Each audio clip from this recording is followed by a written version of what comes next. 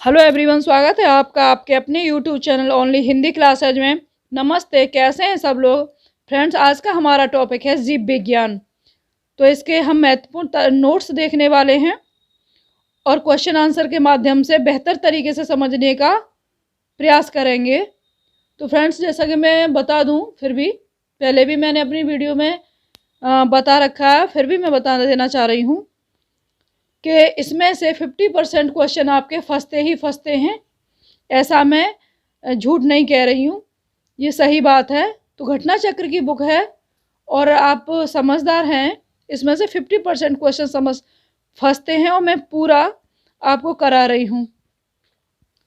तो फ्रेंड्स, ये question UPPCS RO state को ध्यान में रखते हुए और जीव विज्ञान है।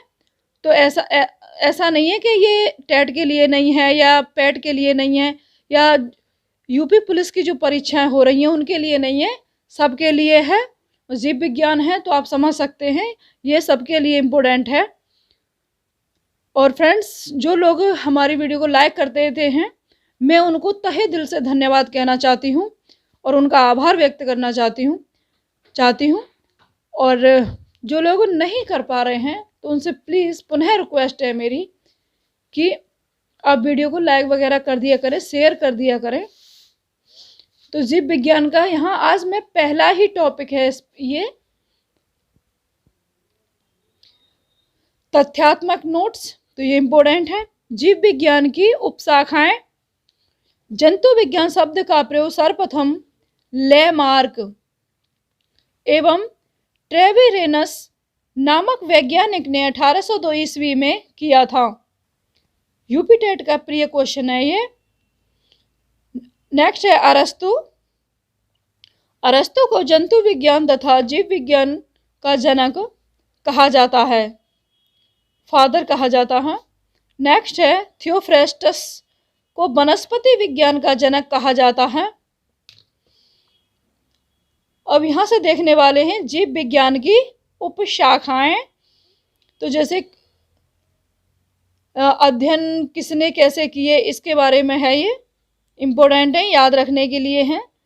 जेरंटोलॉजी मनुष्य में बुढ़ापा तथा बुढ़ापा लाने के कारकों का अध्ययन। नेक्स्ट है पेडोलॉजी मृदा यानी सॉइल मिट्टी, मृदा निर्माण इत्यादि का अध्ययन। लिथोट्रिप्सी गुर्दे, पित्ताशय, मूत्राशय की थैली आदि में स्थित पथरी को तोड़कर मरीज का इलाज किए जाने का अध्ययन। एग्रोस्टोलॉजी, एग्रो से ही पता चल रहा है, घासों का अध्ययन। बायोमेट्री गणित एवं सांख्यिकी की तकनीकों द्वारा जीव विज्ञान का अध्ययन। नेक्स्ट है बायोनिक्स, जैविक जगत के गुणों सिद्धांतों के प्रयोग द्वारा आधुनिक उपकरणों व आभ्यंतरिक तंत्रों का निर्माण करना। नेक्स्ट है बायोनोमिक्स, ये बायोनिक्स था, अब है बायोनोमिक्स, जीवधारियों के वातावरण के साथ संबंध का अध्ययन। नेक्स्ट है कॉन्कोलॉजी मोलस्का के खोलों का अध्ययन। नेक्स्ट इथोलॉजी, मानव सहित सभी जंतुओं के व्यवहार का अध्ययन। जेनेटिक्स, जीवधारियों में आनुवांशिक लक्षणों तथा इनकी वंशागति का अध्ययन। आनुवांशिक रोग, जैसे अभी हाल ही का क्वेश्चन है पोम्पे रोग, ये भी एक आनुवांशिक रोग है। और निधि शिरोल नामक की कोई लेडीज हैं और इनका निधन हो गया है, तो इनको आनुवांशिक रोग कहेंगे। और भी रोग हैं जैसे आँखों का रंग है, तो इनका अध्ययन जो होता है वो आनुवांशिक कहलाता है, जैसे एक पीढ़ी से दूसरी पीढ़ी में। तो इनके जो ये लड़की जो ख़त्म हो गई है निधि शिरोल, तो इनके पापा ने एक NGO खोल दिया है। ये बहुत अच्छी और गर्व की बात है।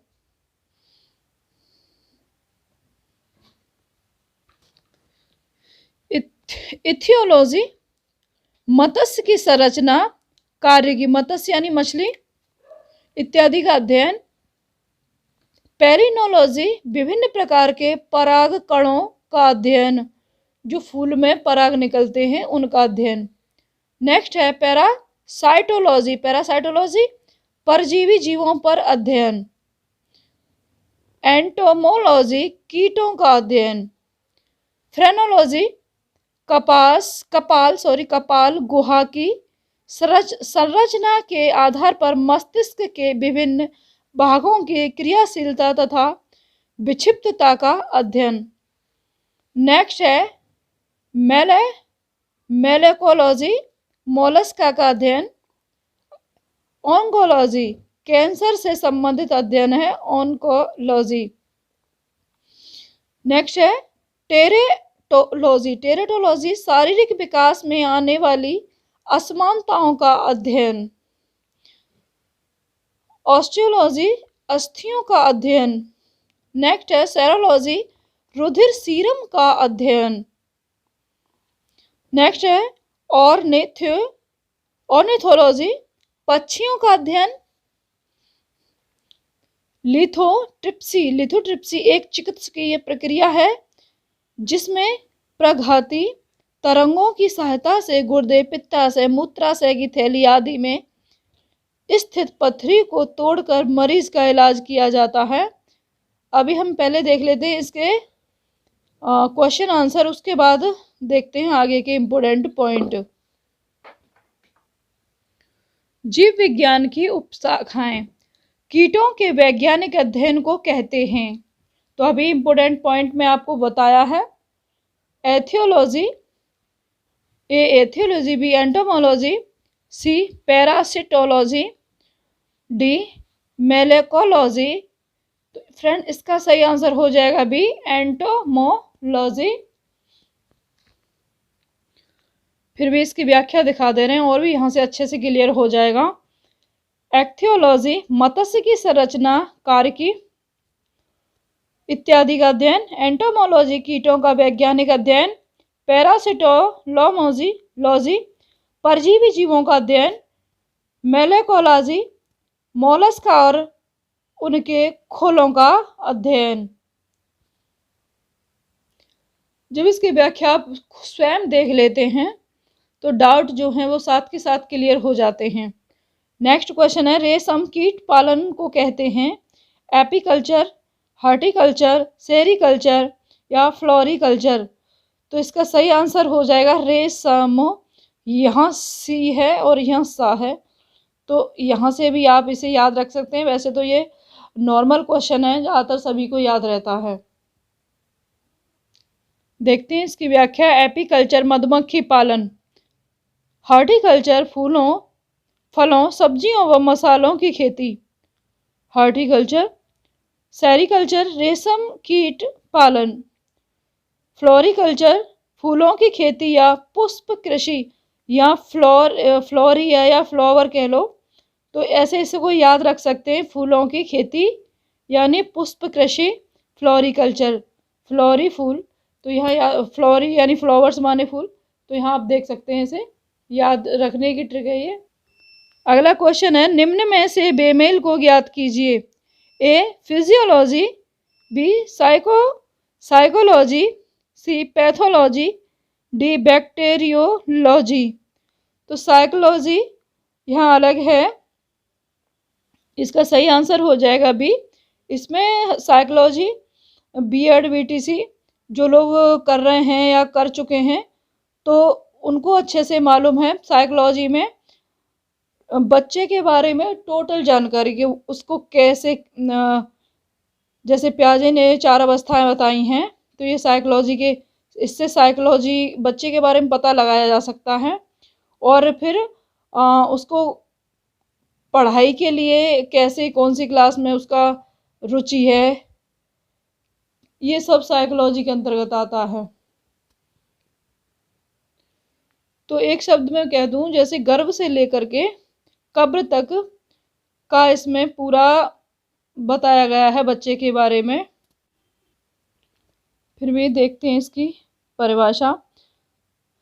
फिजियोलॉजी, पैथोलॉजी और बैक्टीरियोलॉजी जीव विज्ञान से संबंधित विधाएं हैं, जबकि साइकोलॉजी मनोविज्ञान इनसे अलग विधा है। मनोविज्ञान, मन की विज्ञान, हम दूसरे के मन को समझ लेते हैं।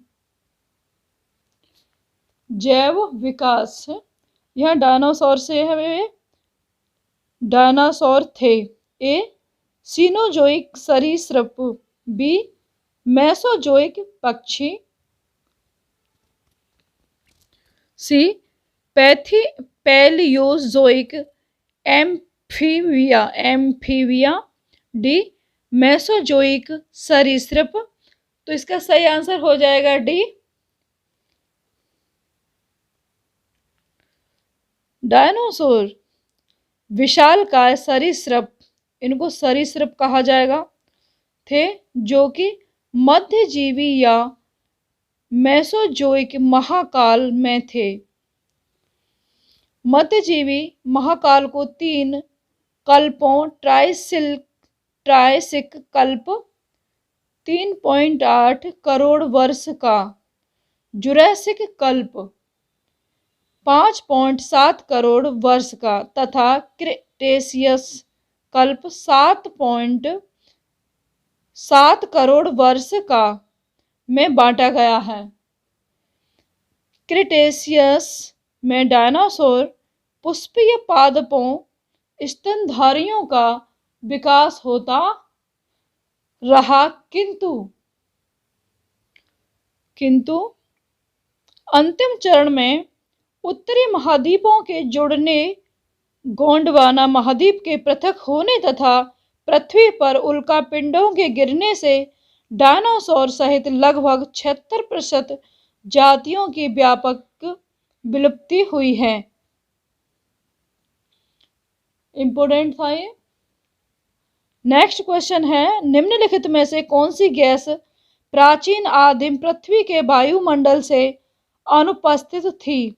ए methane, b ammonia, c oxygen, d carbon dioxide. इसका सही आंसर हो जाएगा ऑक्सीजन। प्रश्नगत विकल्पों में प्राचीन आदिम पृथ्वी के वायुमंडल में ऑक्सीजन गैस नगण्य या अनुपस्थित थी, जबकि methane, CH4, ammonia, NH3, carbon dioxide CO2 आदि गैसें उपस्थित थीं। वर्ग की से क्वेश्चन है, निम्नलिखित में से सील किस जाति का है? तो आपने देखा होगा कितना मोटा होता है ये। ए मछली, बी पक्षी, सी सरीसृप, डी स्तनपाई। तो इसका सही आंसर हो जाएगा डी स्तनपाई।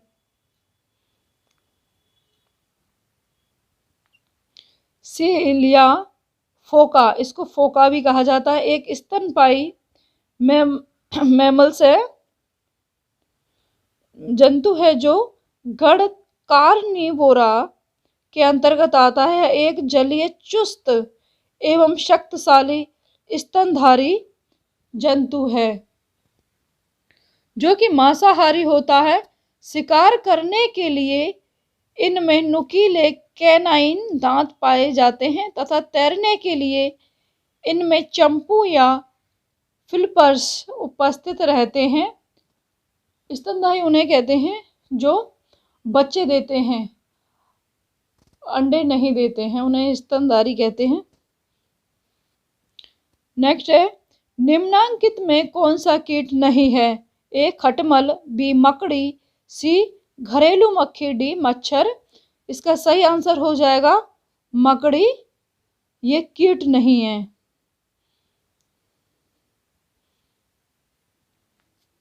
मकड़ी स्पाइडर वर्ग इरेक्निडा तथा क्रम एरेनी का एक जंतु है जो कि उदर के यानी उदर माने पेट के पश्च भाग में स्थित ग्रंथियों के ग्लैंड्स के स्राव से जाला बनाता है। सभी मकड़ियां परभक्षी कहते हैं जो मार के खाने वाले, दूसरों पर निर्भर रहने वाले होती हैं। मकड़ी कीट वर्ग के अंतर्गत नहीं आती क्योंकि इनमें 8 पाद पाए जाते हैं। 8 पाद पाए जाते हैं। अन्य विकल्प जंतु कीट वर्ग के अंतर्गत आते हैं क्योंकि इनमें 6 पाद यानी कहेंगे पैर पाए जाते हैं। इसमें 8 पैर पाए जाते हैं। यहाँ से फिर से देखते हैं इंपोर्टेंट पॉइंट। प्रमुख शब्दावलियां एवं संबंधित उत्पादक। एपीकल्चर, व्यापारिक स्तर पर शहद। तो आपने देखा होगा मधुमक्खियों को पाला जाता है और उनका शहद निकाल के बेचा जाता है। उत्पादक शहद उत्पादन तथा फसलों में परागण हेतु मधुमक्खी पालन। एपीकल्चर, एवीकल्चर, एपी नहीं होगा, एवीकल्चर पक्षी पालन। पक्षियों को भी पाला जाता है, कबूतरों को तो देखा होगा। पिसीकल्चर, मत्स्य पालन। तो मत्स्य पालन का तो बहुत रहता है, तालाब बना बना के और उसमें मछली को पाला जाता है। इसकी खेती करने के लिए तो सरकार भी लोन देती है।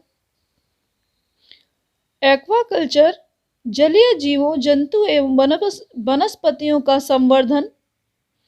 एग्रीकल्चर, फसल संवर्धन, पशुपालन तथा कृषि से संबंधित विज्ञान। एल्गा कल्चर, एक्वाकल्चर का एक प्रकार जिसके अंतर्गत शैवालों की कृषि की जाती है। नेक्स्ट है सेरीकल्चर, कच्चे रेशम के उत्पादक हेतु रेशम कीट का पालन और इसको शहतूत के पेड़ पर पाला जाता है। और ये इतना सारा मतलब जो थूक सा निकालता है उसी में फंस जाता है। इस तरह से रेशम तैयार किया जाता है। सिल्वीकल्चर, वन संवर्धन। स्पंजीकल्चर, स्पंज संवर्धन। कैनिकल्चर, कुत्ता पालन। कैनिकल्चर, कुत्ता पालन। यहाँ पर भी का है, यहाँ पर भी का है, तो इससे भी याद रख सकते हैं। और यहाँ स्पंजी में भी फ्लोरिकल्चर, फूलों की खेती या पुष्प कृषि। ओलेरीकल्चर, सब्जियों की कृषि। ओलेरी तो आप यहाँ आलू से याद रख सकते हैं, ओलेरी, और वो भी सब्जियों में आता है। ओलेरी कल्चर यानी सब्जियों की कृषि। अर्बोरिकल्चर, वृक्षों तथा झाड़ियों की कृषि। अर्बोरिकल्चर। ओलिगोकल्चर, ओलिगोकल्चर कुछ फसलों या प्रजातियों की कृषि। हॉर्टिकल्चर, फूलों फलों सब्जियों व मसालों की खेती। ऑस्ट्रीकल्चर है व्यापार हेतु सीपों में कृत्रिम प्रजनन। ओलिकल्चर है जैतून का उत्पादन, संरक्षण तथा व्यापार। हेलिकल्चर है घोंगे का संवर्धन। नेक्स्ट है वर्मी कल्चर, तो इससे तो सब अच्छे से परिचित ही होंगे। तो वर्मी कल्चर तो केंचुआ है, केंचुए।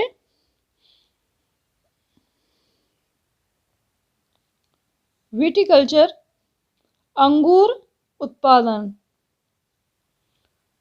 मैरीकल्चर, मानव उपभोग हेतु समुद्री जीवों, जंतु, वनस्पतियों का संवर्धन। नेक्स्ट है मॉरीकल्चर, शहतूत की खेती। सिट्रीकल्चर खट्टे फलों। सिट्रीकल्चर खट्टे फलों व फल उत्पादों का खट्टे फलों व फल उत्पादों का संवर्धन। पोमोलॉजी, फलों की कृषि। पोमोलॉजी, फलों की कृषि। हाइड्रोपोनिक्स, मृदा। नेक्स्ट क्वेश्चन है सांप के जहरीले विषदंत होते हैं जो रूपांतरित रूप हैं। ए चुंबकास्थि दंत के, चिबुकास्थि दंत के, बी तालु दंत के, सी श्वासनीय दंत के, डी जंबिका दंत के। इसका सही आंसर डी हो जाएगा, जंबिका दंत के। विषैले सांपों में ऊपरी जबड़े की मैक्सिलरी हड्डियों के 1 से 3 जोड़ी, प्राय एक जोड़ी बड़े व पीछे की ओर मुड़े विषदंत पॉइजन फंक्स तथा तालु से मुखग्रासन गुहिका में उभरे रहते हैं। यह मैक्सिलरी दंत जंभिका दंत ऊपरी जबड़े में ही स्थित विष ग्रंथियों पॉइजन ग्लैंड्स से संबंध होते हैं। तो आपको पता है हमारे भारत में 4 प्रकार के सांप पाए जाते हैं, कोबरा, कुवैत, दुबई और एक और है अफेये, कौन सा है। 4 दांत पाए जाते हैं, सॉरी 4 प्रकार के सांप पाए जाते हैं। और सांप के ही विष से जो दवा बनाई जाती है उसको सीरम कहते हैं। नेक्स्ट है, निम्नलिखित में से किस ग्रुप के जंतु प्राय रात्रिचर होते हैं। ए घरेलू मक्खी खटमल तोता, बी मच्छर चमगादड़ उल्लू, सी मच्छर गौरैया हिरन, डी उल्लू चमगादड़ कुत्ता। तो ये तो सभी को आता है क्वेश्चन। तो सही आंसर इसका मच्छर चमगादड़ उल्लू, बी आंसर इसका सही हो जाएगा। रात्रिचर जंतु वे जंतु होते हैं जो कि दिन में आराम करते हैं किंतु रात्रि में सक्रिय रहते हैं। इन जंतुओं में प्राय श्रवण तथा घ्राणेन्द्रियां अत्यधिक विकसित होती हैं एवं दृष्टि क्षमता विशेष अनुकूलित होती है। मच्छर, चमगादड़, उल्लू, कीवी इत्यादि जंतु प्राय रात्रिचर होते हैं।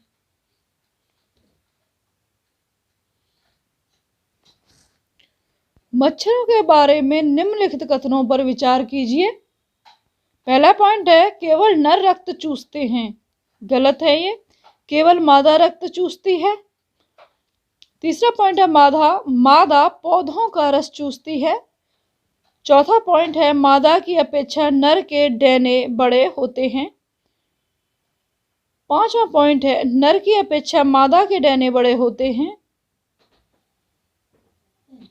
तो इसका सही आंसर हो जाएगा, पहले मैं इसके कूट दिखा देती हूँ, डी इसका सही हो जाएगा। और इसमें 2 और 5 वो आपको दिखाई दे रहा है, केवल मादा रक्त चूसती है। पांचवा है, नर की अपेक्षा मादा के डेने बड़े होते हैं। केवल मादा मच्छरी गर्म रुधिर वाले कशेरुकियों, पक्षियों एवं स्तनियों का रुधिर चूसती है और वह परजीवी के रूप में होती है। नर मच्छर रुधिर नहीं चूसते हैं, ये अपना पोषण फल फूलों के रस से करते हैं। मादा मच्छर सामान्यतः नर मच्छर से बड़ी होती है। बताओ, हर जगह मादा ही रस चूसती है। नेक्स्ट है, निम्नलिखित पादपों में से किसका संग्रह अंग तना नहीं है। ए गन्ना का, बी अदरक का, सी आलू का और डी शकरकंद का। तो इसका सही आंसर हो जाएगा डी शकरकंद का। गन्ना, आलू एवं अदरक तने का रूपांतरण है, अर्थात इनका संग्रह अंग तना है, जबकि शकरकंद का संग्रह अंग जड़ कुंभी रूप है। यह मूलांकुर से विकसित होता है। नेक्स्ट क्वेश्चन है, निम्नांकित में से कौन एक सुमेलित नहीं है। अदरक, राइजोम, केसर, बीज, अफीम की डूडी, सन, तना। नहीं पूछा है, बी आंसर इसका सही हो जाएगा। व्याख्या इसकी, केसर एक मसाला है जिसे पौधों के पुष्प की वर्तिका स्टाइल तथा वर्तिकाग्र स्टिग्मा से प्राप्त किया जाता है। इस पौधे का वानस्पतिक नाम क्रोकस सैटाइवस क्रोकस सैटाइवस है, जो कि इरिडेसी कुल के अंतर्गत आता है। यह एक पुष्पीय बहुवर्षीय पौधा है।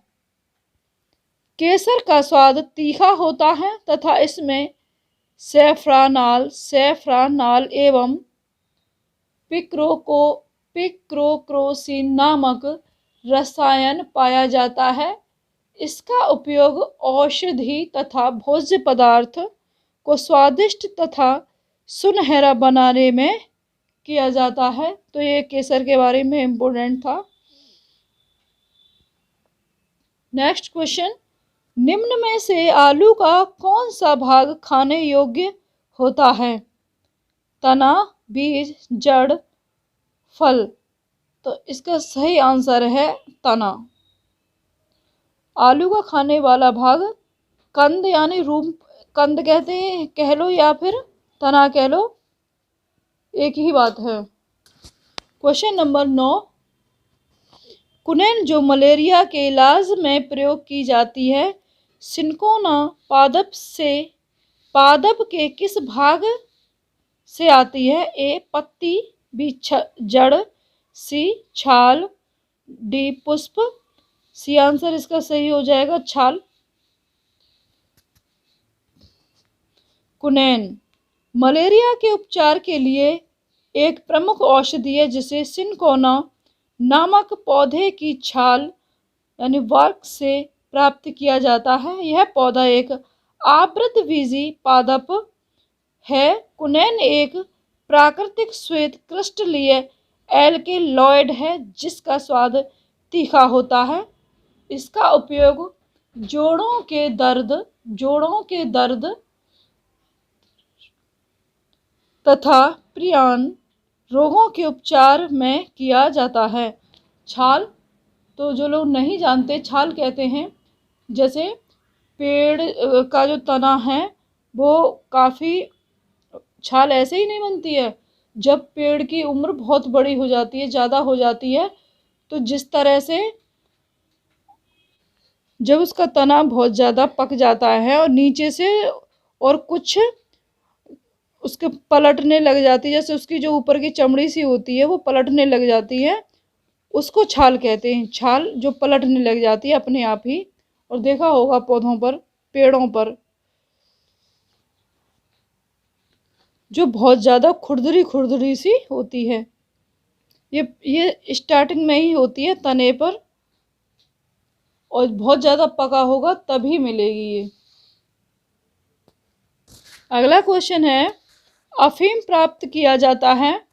ए सूखी पत्तियों से, बी जड़ों से, सी बिना पके फल के लेटेक्स से, डी पके फल के लेटेक्स से।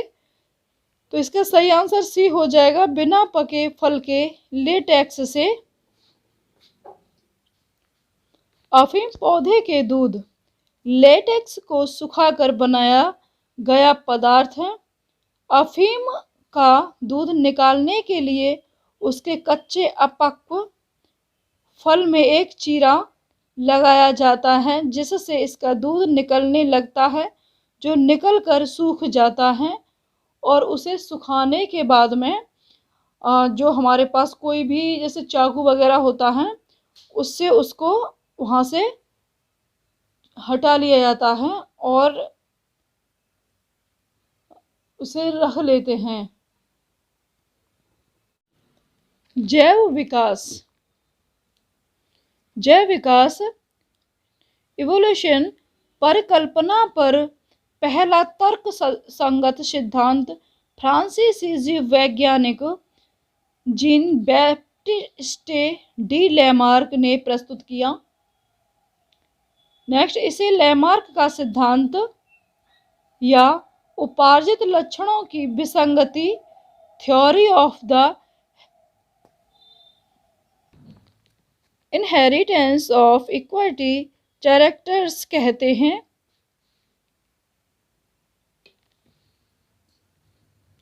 यह वर्ष 1809 में उनकी पुस्तक फिलॉसफी जूलॉजिक में छपा है। फिलॉसफी जूलॉजिक में छपा है। लेमार्क का सिद्धांत या उपार्जित लक्षणों को वंशागति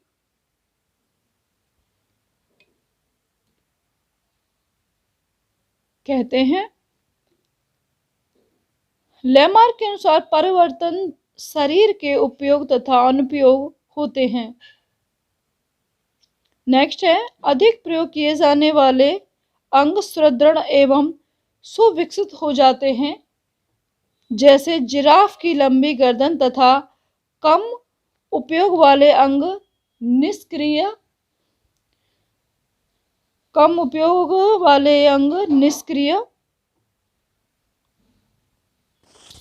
एवं धीरे धीरे लुप्त हो जाते हैं, जैसे सर्पों में टांगों का अभाव, हमारे शरीर के अवशेषी अंग आदि। डार्विनवाद इंग्लैंड के जैव विकासविद चार्ल्स डार्विन द्वारा प्रस्तुत किया गया। नेक्स्ट है, डार्विनवाद को प्राकृतिक वर्णवाद भी कहते हैं। Theory of natural selection.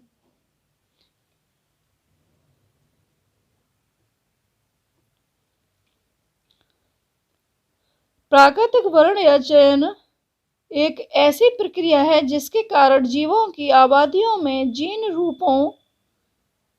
रूपों तथा एलीली जीनों दोनों की आवृत्तियों में महत्वपूर्ण परिवर्तन होते रहते हैं। डार्विनवाद की प्रस्तुत व्याख्या इनकी पुस्तक प्राकृतिक चुनाव द्वारा जातियों की उत्पत्ति 1859 में दी गई।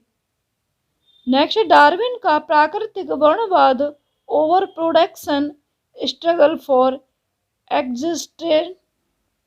एग्जिस्टेंस एंड वेरिएशंस तथा सर्वाइवल ऑफ द फिटेस्ट, इन तीनों पर आधारित है। मैमथ प्रजाति वर्तमान समय में विलुप्त है। अगला है, यह हाथी का पूर्वज माना जाता है। नेक्स्ट, आधुनिक मनुष्य के हाल का पूर्वज क्रोमैगन मानव को माना जाता है। इनका शरीर गठा हुआ और लगभग 6 फुट लंबा था। 6 फुट लंबा था। इनकी कपाल गुहा 1600 क्यूबिक सेंटीमीटर थी। अब यहाँ से वर्ग की इसके क्वेश्चन आंसर देख लिए हैं, तो आप इसके पॉइंट देख लीजिए जो इम्पोर्टेंट हैं। जीव वैज्ञानिकों के अनुसार जीव जगत में सबसे अधिक संख्या कीटों इंसेक्ट की है। ये आर्थ्रोपोडा संघ के अंतर्गत आते हैं। जो कीट हैं वो आर्थ्रोपोडा संघ के अंतर्गत आते हैं। अब अमीबा है, एक कोशिकीय प्रोटोजोआ है। अमीबा में प्राय द्विखंडन विधि द्वारा जनन होता है, जो कि एक प्रकार की अलैंगिक विधि है। समतापी अर्थात गर्म रुधिर वाले वार्म ब्लडेड जंतु वे होते हैं जिनके शरीर का ताप वातावरण के ताप से प्रभावित न होकर सदैव एक सा रहता है, जैसे पक्षी तथा स्तनधारी। असमतापी वे जंतु होते हैं जिनके शरीर का ताप वातावरण के ताप के अनुसार घटता बढ़ता है, जैसे मत्स्य, उभयचर, सरीसृप इत्यादि। कुछ समुद्री जंतुओं के नाम मछलियों के नाम से मिलते जुलते हैं, परंतु ये मछलियां नहीं हैं, जैसे जेलीफिश, स्टारफिश, सिल्वरफिश, कैटलफिश हैग फिश, रेजर फिश और है ये क्रे फिश इत्यादि। डॉल्फिन एक जलीय जंतु है जिसे स्तनवर्ग अर्थात मैमेलिया के गणस्टेसिया में रखा गया है। यह एक अत्यंत ही बुद्धिमान जंतु है। इनका शरीर धरा रेखित होता है तथा इनके मादा में चूचूक उपस्थित होते हैं।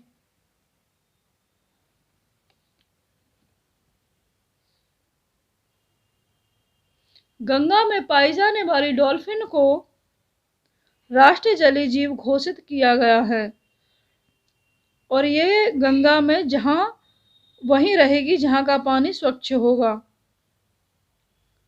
सील जंतु है जो सील या फोका एक स्तनपायी जंतु है जो गण कार्निवोरा के अंतर्गत आता है।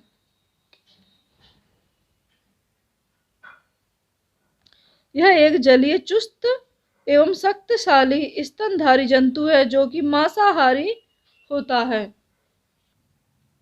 शिकार करने के लिए इनमें नुकीले कैनाइन दांत पाए जाते हैं तथा तैरने के लिए इनमें चंपू या फ्लिपर्स उपस्थित हैं। नेक्स्ट है रात्रिचर जंतु। वे जंतु होते हैं जो कि दिन में आराम करते हैं किंतु रात्रि में सक्रिय रहते हैं। मच्छर, चमगादड़, उल्लू, कीवी इत्यादि जंतु प्राय रात्रिचर होते हैं। नेक्स्ट है ऊंट को रेगिस्तान का जहाज कहा जाता है। इनका शरीर पूर्णतया मरुस्थल डिजर्ट के प्रति अनुकूल होता है। इनके पैर गद्देदार होते हैं तथा श्वसन की लय अति धीमी होती है।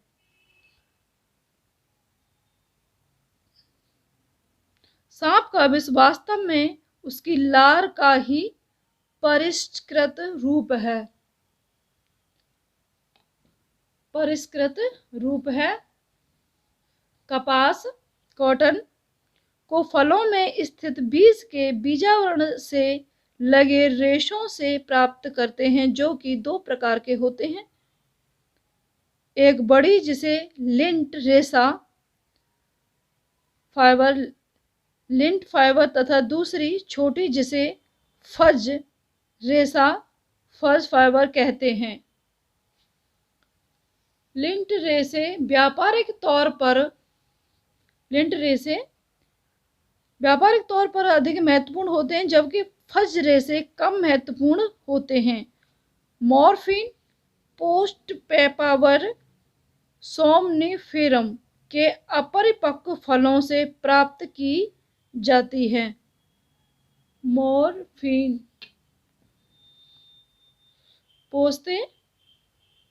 पोस्ते का पौधा एक आवृतबीजी पादप है जिससे अफीम तथा हेरोइन भी प्राप्त की जाती है। इसका उपयोग दर्द निवारक औषधि तथा निद्रा कारक के रूप में किया जाता है। इसका प्रभाव तंत्रिका तंत्र पर पड़ता है। शैवाल तथा कवक फंगी के मिलने से लाइकेन बनता है जिसे म्यूटयूअलिज्म कहते हैं। जैव उर्वरक एजोला है एक जलीय फर्न बी, जलीय एल्गी सी, जलीय बैक्टीरिया डी उपर्युक्त में से कोई नहीं। नीलहरित शैवाल एजोला का सहचारी है और इसे साथ में मिलाने से अच्छी उर्वरता प्राप्त होती है। नीलहरित शैवाल ब्लू ग्रीन एल्गेस एक अति सूक्ष्म प्रोकैरियोटिक शैवाल होती है जबकि एजोला एक जलीय फर्न है जिसकी पत्तियों की पृष्ठीय सतह पर पाई जाने वाली गुहिकाओं में रहने वाले जीवाणु एनावीना एजोली की मदद से यह नाइट्रोजन का स्थिरीकरण कर उपज क्षमता की वृद्धि में सहायक होती है। होता है या होती है? होता है। जलीय फर्ण जिसे जैव उर्वरक के रूप में प्रयुक्त किया जाता है वह है साल्विनिया, एजोला, सी मार्सिलिया या टेरिडियम। तो इसका सही आंसर है बी, एजोला। कोशिका से क्वेश्चन है, निम्न में से किस कोशिकांग में कोशिकांग को कोशिका का पावर हाउस कहते हैं? ए राइबोसोम, बी माइटोकॉन्ड्रिया, सी कोशिका झिल्ली, डी सेंट्रोसोम। तो इसका सही आंसर बी है माइटोकॉन्ड्रिया। माइटोकॉन्ड्रिया जीवाणु एवं नील हरित शैवाल को छोड़कर शेष सभी सजीव पादप एवं जंतु कोशिकाओं के कोशिका द्रव में अनियमित रूप से बिखरे होते हैं। श्वसन की क्रिया प्रत्येक जीवित कोशिका के कोशिका द्रव एवं माइटोकॉन्ड्रिया में संपन्न होती है। श्वसन संबंधी प्रारंभिक क्रियाएं कोशिका द्रव में होती हैं तथा शेष क्रियाएं माइटोकॉन्ड्रिया में होती हैं। चूंकि माइटोकॉन्ड्रिया में महत्वपूर्ण क्रियाएं होती हैं तथा अधिकांश ऊर्जा उत्पन्न होती है, इसलिए माइटोकॉन्ड्रिया को कोशिका का श्वसनांग या पावर हाउस कहा जाता है।